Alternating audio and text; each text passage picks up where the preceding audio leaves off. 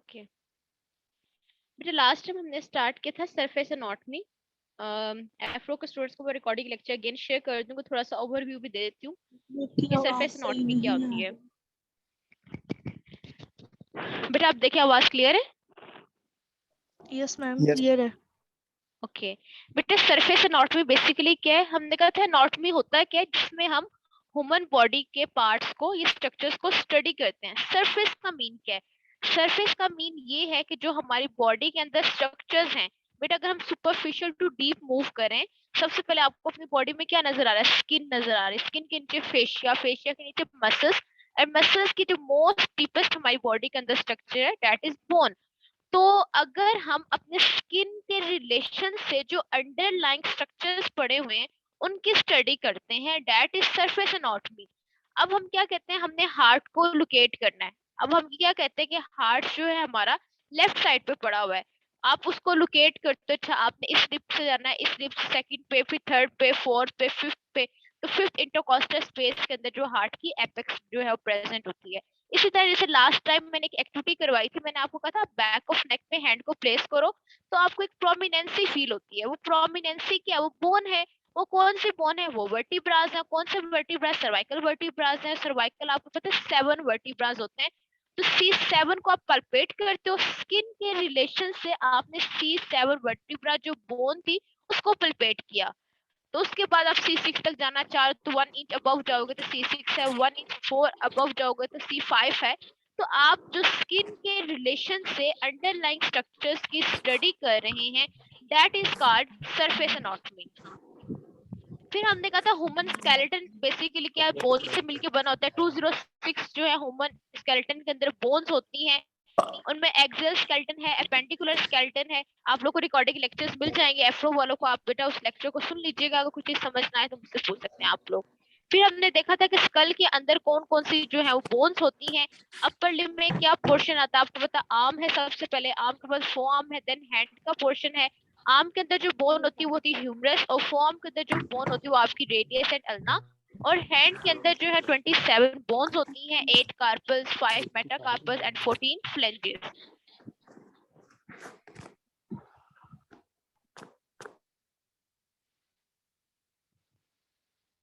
Then lower limb, lower limb बल्कि आप लोगों को बहुत डिटेल से पढ़ ली, वो लोअर लिम्ब पढ़ी हुई है जो मेडिकल के हैं। लोअर लिम्ब का इस तरह गेन पोर्शन है, सबसे पहले थाई आएगा, थाई के बाद लेग, और लेग के बाद फुट का पोर्शन आता है। थाई के अंदर जो लॉन्गेस्ट बोन है, इसको हम कहते हैं ह्यूमन बॉडी की सबसे जो लॉन्ग बोन है वो फीमर है। फिर इसी तरह लेग के अंदर मूव करते हैं, तो लेग के अंदर जैसे फॉर्म के अंदर 2 बोन्स थी, तो लेग के अंदर भी बोन्स होती है, टिबिया एंड फिब्युला। और फुट के अंदर जो है वो 26 बोन्स होती है, जबकि हैंड के अंदर 27 है। क्यों? क्योंकि 8 कार्पल होती है, लेकिन फुट के अंदर 7 टार्सल्स बोन्स होती हैं। 7 टार्सल्स, देन 5 मेटाटार्सल, देन 14 जो है वो फ्लेंजेस बोन होती हैं। देन पटेला, जिसको नी कैप बोला जाता है, आपके नी के ऊपर जो एक बोन होती है कैप शेप की, उसको हम बोलते हैं पटेला और नी कैप। ओके, आज हमने स्टार्ट करना है जो आज का हमारा टॉपिक है सरफेस एनाटॉमी में ही इसका पोर्शन जो रह गया remaining, vertebral column. Vertebral column के जैसे आपको इस पिक्चर में नजर आ रहा है, एक आपको ये नजर आ रहा है सारा व्यू। वर्टिब्रल के आपके जो बैक की जो रीढ़ की हड्डी जिसे बोला जाता है, तो ये बेसिकली रीढ़ की जो हड्डी है, ये सारी जो बोन्स हैं इनको हम क्या बोलते हैं? Vertebral column. ये इन बोन्स को हम बोलते हैं वर्टिब्रास, क्योंकि वो एक कॉलम की फॉर्म में ऊपर से लेके नीचे तक पड़ी होती है, तो इसको हम क्या बोलते हैं? Vertebral column. अब आप इस पिक्चर में देखो, वर्टिब्रल कॉलम के भी फर्दर आगे क्लासिफिकेशन है, उन वर्टिब्रास के भी फर्दर नेम है। सबसे पहले आपको नजर आ रहा है सर्वाइकल, अब मोस्ट लेफ्ट साइड पे देखो, सबसे पहले लिखा हुआ है सर्वाइकल वर्टिब्रा। सर्वाइकल के नीचे लिखा हुआ है थोरैसिक वर्टिब्रा।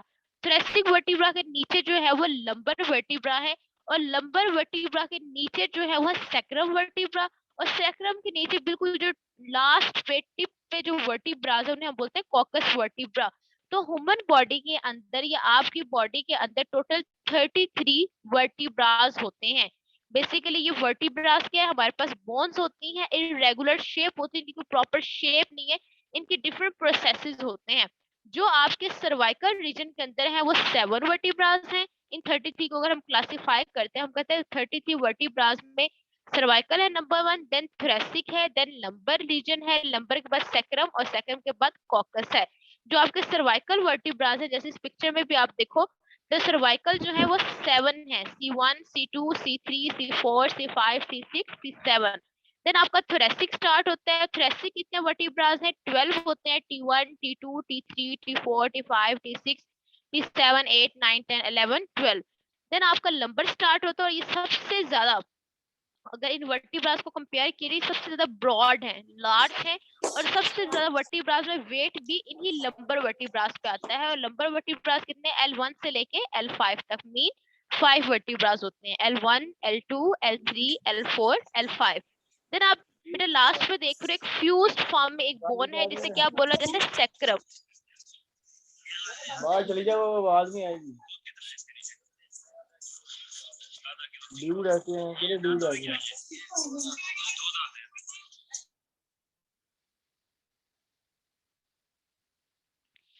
देन आपका सैक्रम है। सैक्रम में कितने वर्टिब्रा है? Again 5, S1, S2, S3, S4, S5। और लास्ट जो टिप है, जिसे हम बोलते हैं कॉकस वर्टिब्रा, ये 4 होते हैं। अक्सर मे बी बॉयज ने एक्सपीरियंस किया हो कि अगर खुदा ना आज तक कोई बाइक से गिरता है या कोई स्टेयर से नीचे गिरा है, तो अगर गिरने से वो रोड पे गिरा या किसी हार्ड सरफेस पे गिरे, तो उनके जो बैक पे जो है पेन स्टार्ट होती है। स्पेशली जब लोग सिटिंग करते हैं, बाइक पे बैठेंगे या चेयर पे बैठते हैं, किसी भी हार्ड सरफेस पे बैठते हैं, तो उनको पेन स्टार्ट होता है आफ्टर ट्रॉमा। कोई भी इंसिडेंट ऐसा अगर हुआ हो, तो बेसिकली वो क्या होता है कि जो आपके कॉकस, ये जिसे हम टेल बोन भी बोलते हैं, तो डायरेक्टली प्रेशर जो है इस कॉकस वर्टिब्रा पे जाता है। क्यों?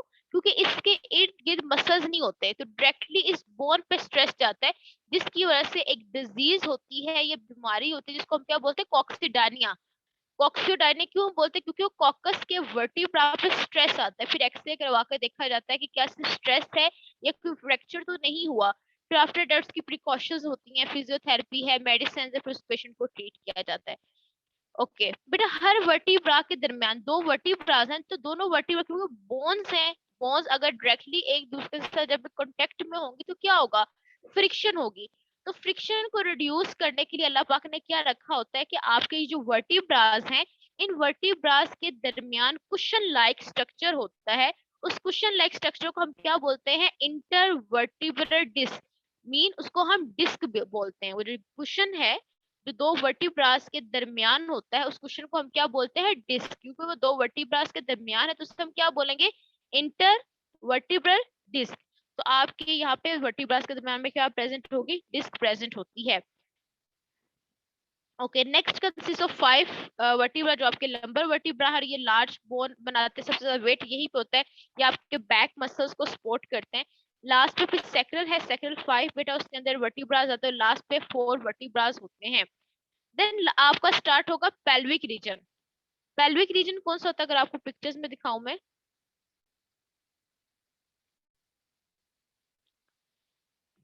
ये जो बोन्स आपको शो हो रही हैं, इसको हम बोलते हैं पेल्विक बोन्स।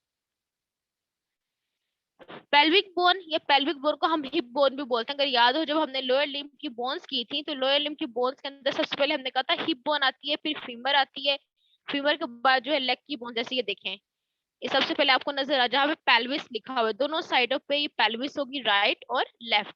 तो आपका जो लोअर लिम्ब स्टार्ट होता है पेल्विस से ही स्टार्ट होता है। फिर आप ये भी देखो कि आपकी ये जो पेल्विस है, पेल्विस किसके साथ अटैच है? वर्टिब्रा। बैक पे क्या है? वर्टिब्रास है। और यहाँ पे जो एक ये पियर शेप्ड या ब्रॉड ये जो वर्टिब्रास है, इनको हम क्या बोलते हैं? सैक्रम। जो 5 सैक्रम वर्टिब्रा भी मैंने आपको दिखाए, तो आप देख सकते हो कि आपकी राइट पेल्विस है, ये लेफ्ट पेल्विस है। बैक से वो किसके साथ अटैच है? आपके वर्टिब्रास के साथ अटैच है, लंबर के साथ अटैच है और सैक्रम के साथ अटैच है। तो अब हमने जो नेक्स्ट एनाटॉमी का पोर्शन पढ़ना है वो क्या है? Pelvis anatomy. अब हम उसको देख लेते हैं डिटेल में।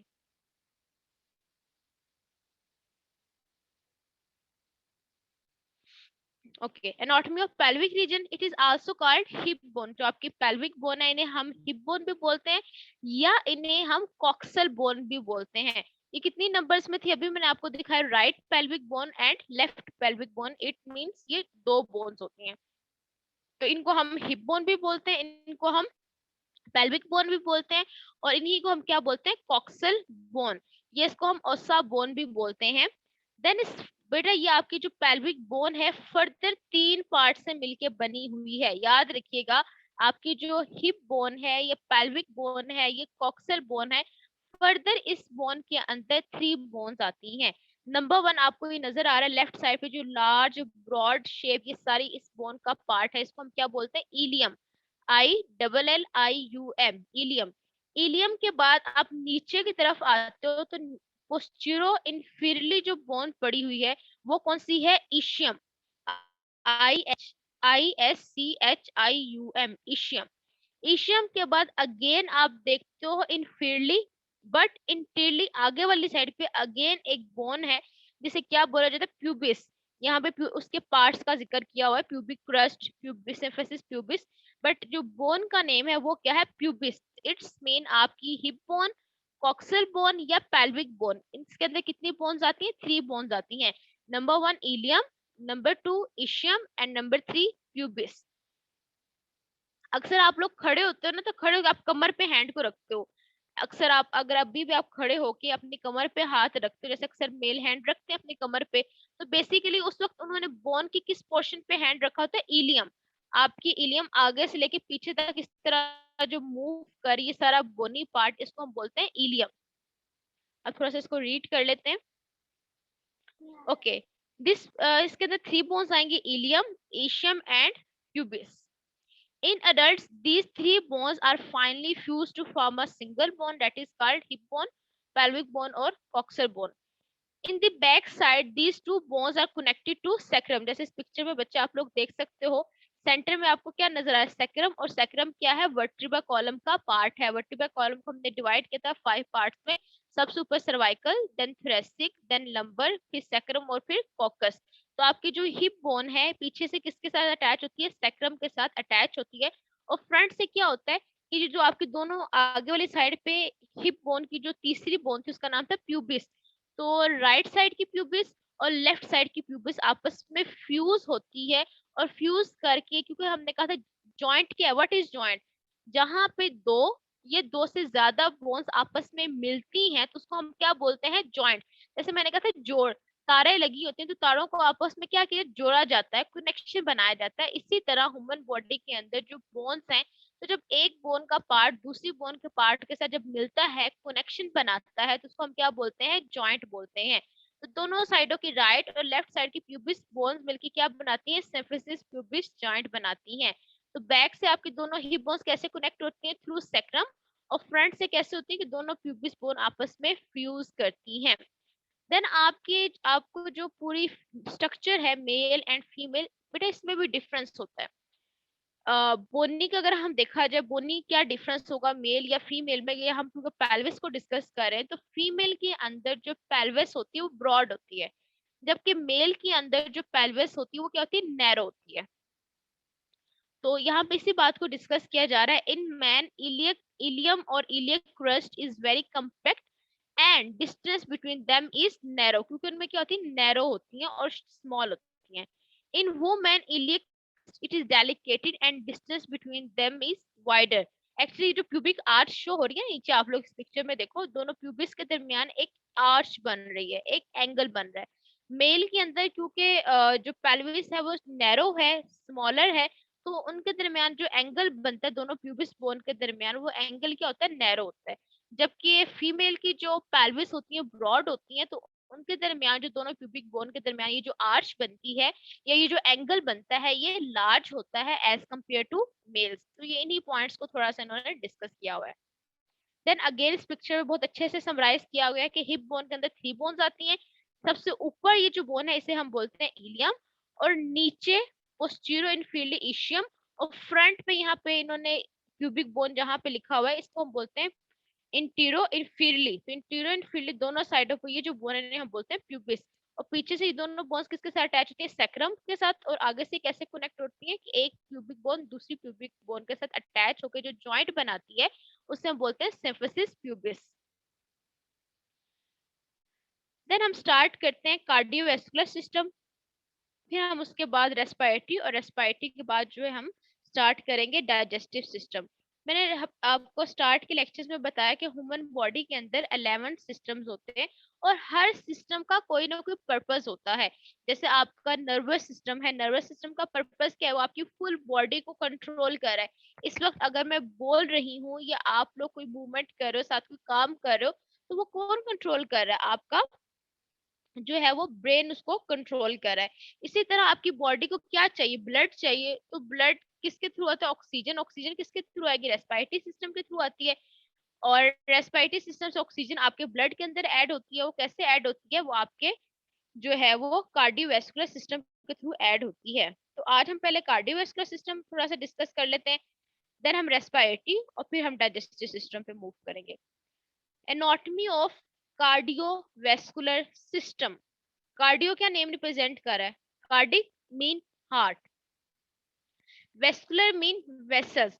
अगर हम इस सिस्टम के कंपोनेंट्स की बात करते हैं तो हम कहते हैं कि ये सिस्टम कौन से कंपोनेंट, ये कौन सी चीजें मिलकर ये सिस्टम बना रहे हैं। तो आप इसके नेम से देख लें, CVS, C mean cardio, cardio mean heart होगा इसके अंदर नंबर 1। वेस्कुलर मीन इसके अंदर क्या होंगे? वेसल्स। कुछ जो हमारे पास मेडिकल स्टूडेंट्स नहीं है उनको समझाने के लिए मैं इसलिए इस तरह कह सकती हूँ कि जैसे घर के अंदर पाइप्स होते हैं ना, उन पाइप्स का पर्पस क्या होता है? उन्होंने पानी को लेके जाना है। इसी तरह ह्यूमन बॉडी के अंदर जो ब्लड होता है वो पूरी बॉडी में सर्कुलेट हो रहा है। आपके हेड, नेक, आपके फेस, अपर लिम, लोअर लिम, फुल बॉडी तक उस ब्लड ने जाना है। वो ब्लड किसके थ्रू जाएगा? अगेन आपकी बॉडी के अंदर वो जो पाइप्स हैं, ये जो ब्लड वेसल्स हैं, उनको हम बोलते हैं vascular system. So following are the major organs for the circulation of blood in human body. Number 1 बच्चे क्या होगा? हार्ट। हार्ट का काम क्या होता है? उसने ब्लड को पंप करना है। जैसे एक मशीन होती है ना, या आप कहते हो मोटर होती है घर में, मोटर को जैसे आप ऑन करते हो, ऑन करने के बाद पाइप्स के थ्रू वो डिफरेंट एरियाज में जाके पानी सप्लाई करता है। वॉशरूम में है, किचन में, जहां पे वो पानी जाएगा।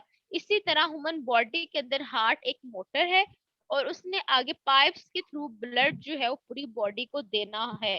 सबसे पहले जो लार्ज पाइप होता है, ये लार्ज आर्टरी होती है जो हार्ट से डायरेक्टली निकलती है, उसको हम बोलते हैं aorta. This one is the largest blood vessel of the body और artery of the body. Aorta के बाद जो फर्दर इससे ब्रांचेस निकलती हैं, उन ब्रांचेस को हम बोलते हैं आर्टरीज। ये ऐसे ऐसे नैरो होती जाएगी। जैसे एक मेन पाइप होता है, मेन पाइप से आगे छोटे छोटे पाइप्स निकलते हैं, ऐसे आप इसको एग्जांपल ले सकते हो। तो हार्ट से जो डायरेक्टली लार्ज आर्टरी निकलती है, ये ब्लड वेसल निकलती है, उसको हम बोलते हैं एओर्टा। एओर्टा से फर्दर जो छोटी ब्रांचेस निकलती हैं उनको हम बोलते हैं आर्टरीज। फिर आर्टरी से भी फर्दर छोटी ये नैरो पाइप्स निकलते हैं जिन्हें हम क्या बोलते हैं? आर्ट्रियोल्स। फिर हमारे पास आती है वेन्स, वेन्यूल्स और कैपिलरीज। बट एक्चुअली में ये क्या वेन्स, वेन्यूल्स या आर्टरीज, क्या इनका मीन है? आप देखो, आपका हार्ट है, हार्ट का काम क्या है? Pumping of blood. और ब्लड के अंदर क्या चीज है? ऑक्सीजन। पूरी बॉडी को क्या चाहिए? आपकी ऑक्सीजन चाहिए। जब आपकी बॉडी के अंदर जो आपके मसल्स हैं, बोन्स हैं, स्किन है, जब वो ऑक्सीजन को यूज कर लेते हैं तो क्या बनाते हैं? वेस्ट प्रोडक्ट बनाते हैं। उस वेस्ट प्रोडक्ट को हम बोलते हैं कार्बन डाइऑक्साइड। तो हम इस ब्लड को क्लासिफाई कर देते हैं। अगर ब्लड के अंदर ऑक्सीजन ज्यादा है या ऑक्सीजन रिच ब्लड है तो उस ब्लड को हम बोलते हैं ऑक्सीजनेटेड ब्लड। लेकिन ऑन द अदर साइड जब आपकी बॉडी ऑक्सीजन को यूज कर लेती है और उसके बाद जो आपकी बॉडी के अंदर ब्लड बच जाता है, उस ब्लड को हम बोलते हैं deoxygenated blood. Oxygenated blood mean जिस ब्लड के अंदर ऑक्सीजन होगी, और डीऑक्सीजनेटेड ब्लड मीन जिस ब्लड के अंदर ऑक्सीजन कम होती है, उसको हम बोलेंगे डीऑक्सीजनेटेड।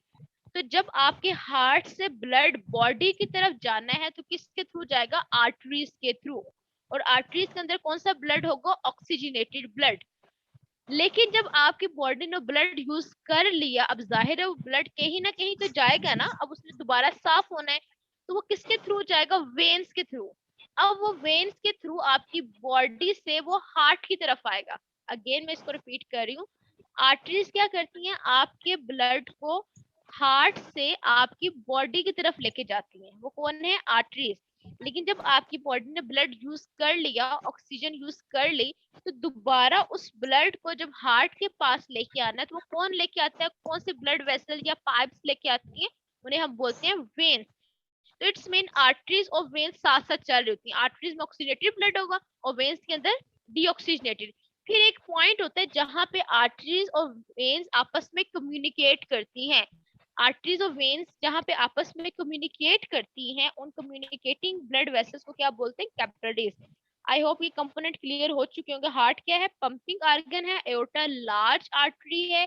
फिर जिसे हम एओर्टा बोलते हैं। एओर्टा से आगे फर्दर ब्रांचेस आर्टरीज और आर्टियोज हैं, जो कि ऑक्सीजनेटिव ब्लड हार्ट से आपकी बॉडी की तरफ लेके जाती हैं। और जो बॉडी से दोबारा डीऑक्सीजनेटेड ब्लड हार्ट की तरफ आना, किसके थ्रू आना? Veins, venules. और कैपिलरीज क्या है? वो ब्लड वेसल पॉइंट है जहां पे आर्टियोज और वेन्यूल्स का जो ब्लड है आपस में एक्सचेंज होता है। जैसे आप इस पिक्चर में भी देख सकते हो, हार्ट की लोकेशन कहाँ होती है? आपके थोरेसिक कैविटी में, आपके रिब्स के बिलो होता है, almost 4th 5th intercostal space के अंदर। या आप इस पिक्चर में देखो, सेकेंड रिब से लेके 5th रिब तक ये जो सारा आपको ये जो ऑर्गन नजर आ रहा है, ये क्या है? आपके पास हार्ट है। अगर हार्ट को डिफाइन करना, what is heart? Heart is a conical hollow muscular organ. Basically आपका हार्ट किससे मिलके बना है? मसल से मिलके बना हुआ है। इसके अंदर कोई बोन नहीं होती। It's like a close fit. जैसे आप अपनी मुट्ठी बनाते हो ना, मुट्ठी बना के आपका थंब जो बाहर की तरफ निकल रहा है, तो इस शेप का हार्ट आपकी बॉडी के अंदर प्रेजेंट होता है। Its weight about 300 gram in male and 250 gram in female. तो उधर साइड पे कर दो।